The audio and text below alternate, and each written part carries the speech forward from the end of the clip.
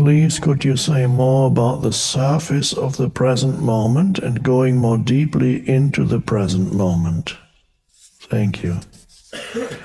The surface of the present moment, as I call it, is whatever you perceive with your senses, seeing, hearing,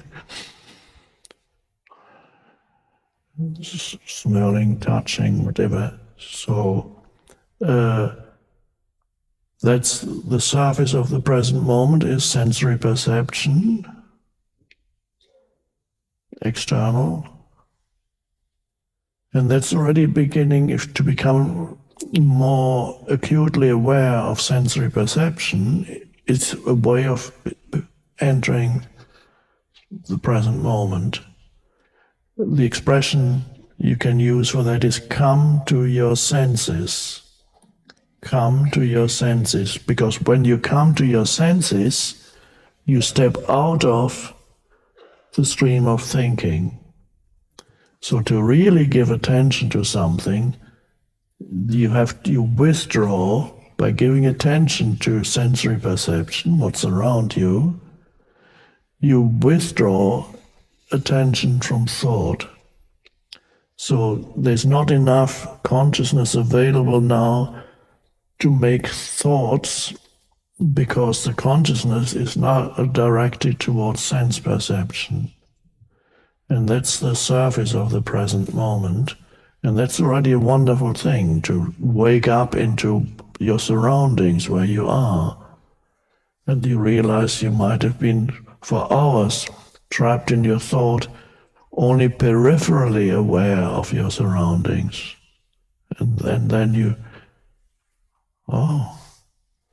and you listen and you look. And you feel perhaps a breeze touching your skin. There might be certain scents in the air.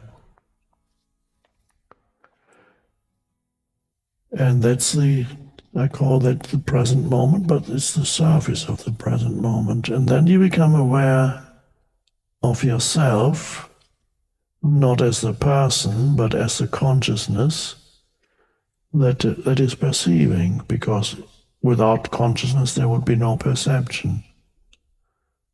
And so you become aware of that still, alert background to your sense perceptions, and that is the depth dimension of the present moment. That's the one thing that never changes. You're always that conscious, you are always that conscious space.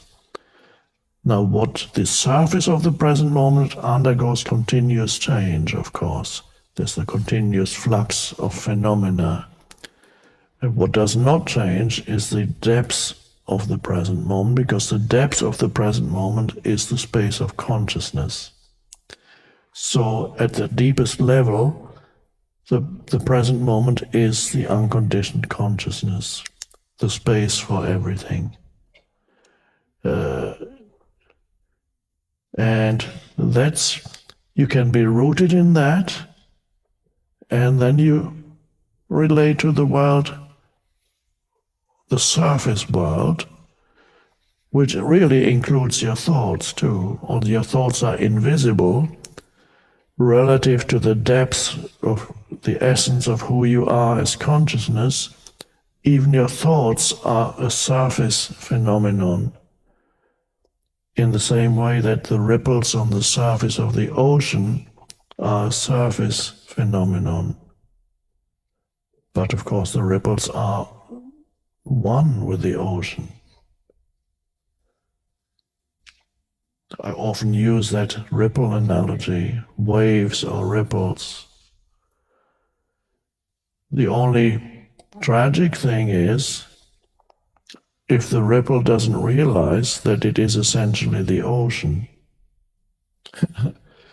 And then the ripple thinks it's no more than a ripple. Oh dear. That's scary. Because there are other ripples that are bigger, and there are even some waves. But of course they're all very impermanent.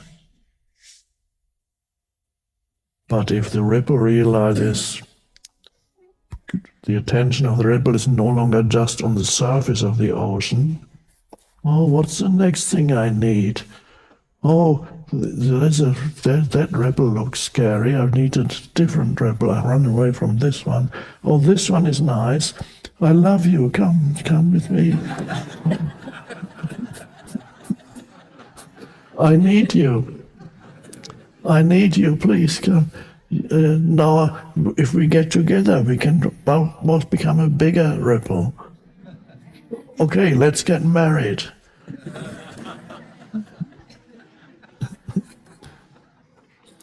But they still haven't realized the essence of who they are. So it's whatever happens on the surface only is frustrating if you don't realize the depths and the vastness out of which you have come, the vastness to which you're always connected, and you don't know it.